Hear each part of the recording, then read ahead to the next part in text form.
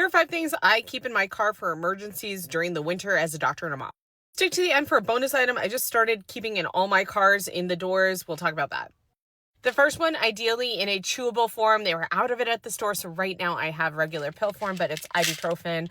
I keep either ibuprofen and or Tylenol, as well as allergy medication in a chewable or dissolved form. The reason being, if you're driving, kid has headache, is having some sort of pain, aches and pain that we need it for immediately, I don't have to worry, do I have water or not? That being said, all of my kids can swallow pills at this point, and even my youngest can take a single ibuprofen if necessary. So in a pinch right now, it's fine. I plan on getting the chewable this week. The next one requires a prescription from your doctor and clearance from your pediatrician. I keep ondansetron, which is Zofran. This is oral disintegrating. It is if somebody acutely gets nauseous and vomiting in the car, if we are on a road trip or something. This is great to have. We keep a small quantity, and then I always contact the pediatrician if I'm going to use it or have used it in an emergency.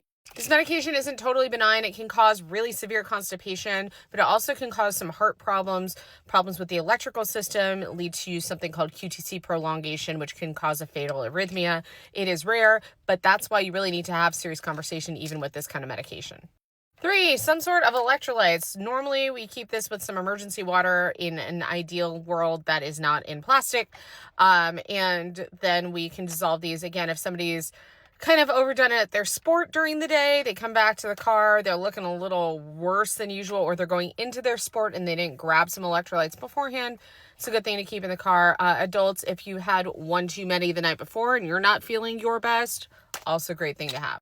So emergency Band-Aid kit is next. I keep a small amount of Band-Aids in here in a variety of sizes. I also keep those little cleaning wipes in there to clean something up if necessary. And then I have that little pincher for nosebleeds inside of this kit. And we have KN95s that fit the older kids, the younger kids, and myself.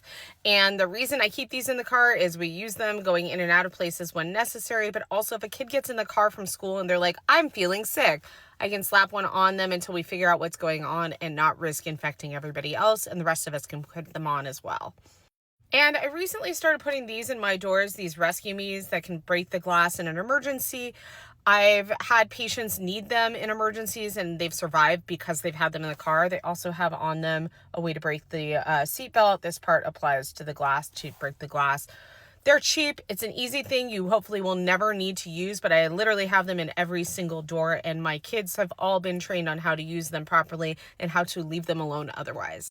What do you keep in your car? Did I miss something for an emergency? Let me know and follow for more.